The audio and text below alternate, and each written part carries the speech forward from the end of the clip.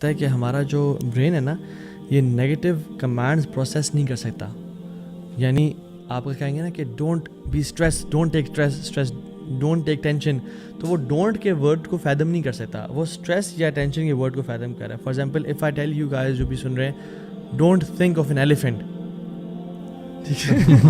To we all think of an elephant, ٹھیک ہے.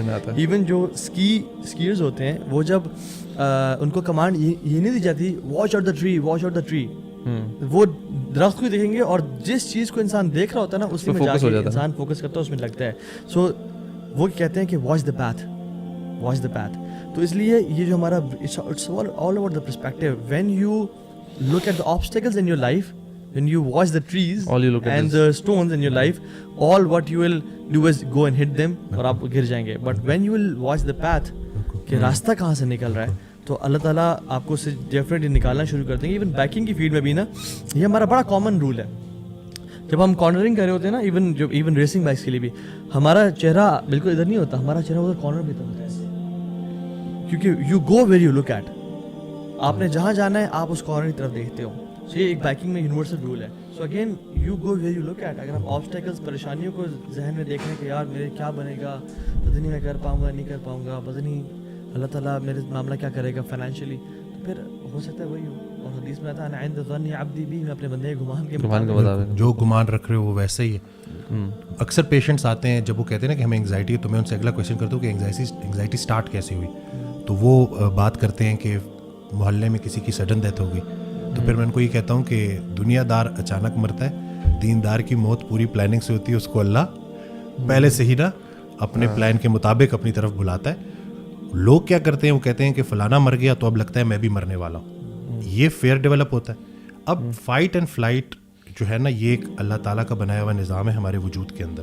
مثال کے طور پہ ہم یہاں بیٹھے ہیں اور ایک دم سے شیر آ جاتا ہے تو ہم نے جان بچانے کے لیے دوڑ لگانی ہے. اب وہ جو انرجی ریکوائرڈ ہے نا وہ فائٹ اینڈ فلائٹ سے ہمیں ملے گی. کچھ ہارمونز ریلیز ہوں گے، لیکن جیسے ہی ہم بچ گئے، کسی درخت کے چھاؤں کے نیچے ہم بیٹھ گئے اور ہم ریلیکس کر رہے ہیں، اللہ کا شکر ادا کریں گے، اللہ تیرا شکر ہے تو نے شیر سے بچا لیا. اب جو ایکٹیویٹ ہوگا وہ ہوگا ریسٹ اینڈ ڈائجسٹ، آرام کرو اور ہضم کرو.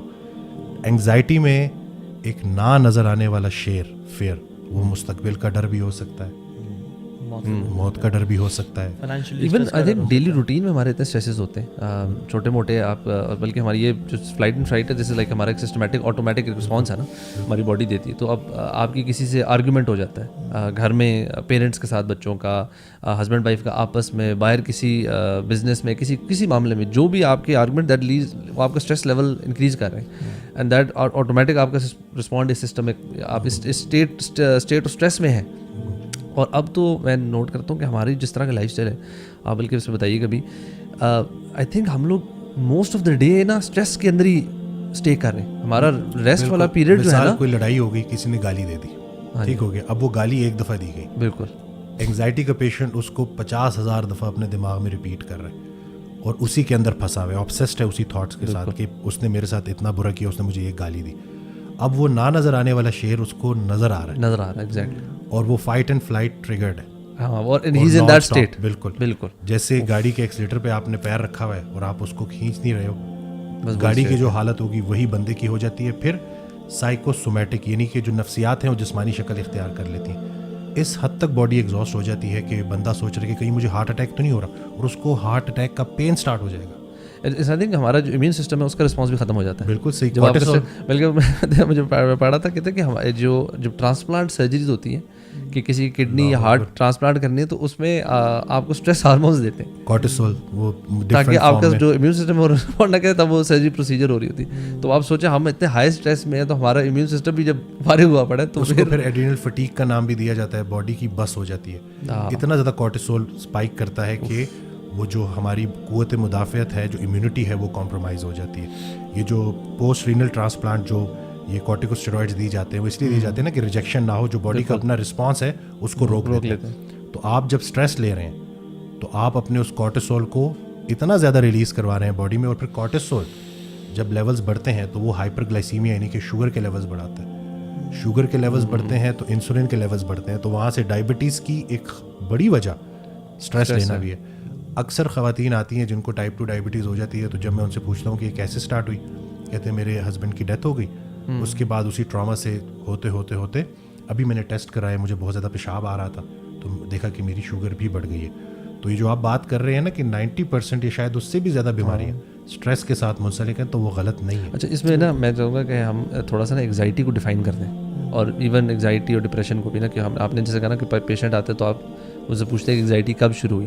سو مطلب اگر آپ کسی پیشنٹ سے پوچھیں یا کسی پوچھیں کہ واٹ از ایگزائٹی, مطلب how do the patients actually know کہ ان کو ایگزائٹی کس لیول کی ہے اور کس طرح کلیئرٹی ہے. میں نے جو ہے نا وہ علی بھائی کے ساتھ, محمد علی بھائی کے ساتھ جو ویڈیو میں نے اپنی کو کہ میں 3 ایئرز انگزائٹی سے گزرا ہوں نا, تو میں نے جب اپنی وہ اسٹوری بتائی نا, تو اس کے بعد کتنے لوگوں نے کانٹیکٹ کیا جو کہہ رہے کہ ہمیں پہلی دفعہ پتہ چلا کہ ہمیں انگزائٹی ہے, نہیں تو انہوں نے کوئی سی ٹی اسکین, کوئی MRI, کینسر تک ان کا ذہن گیا ہوا تھا کہ پتہ نہیں ہمیں کون سی بیماری ہے.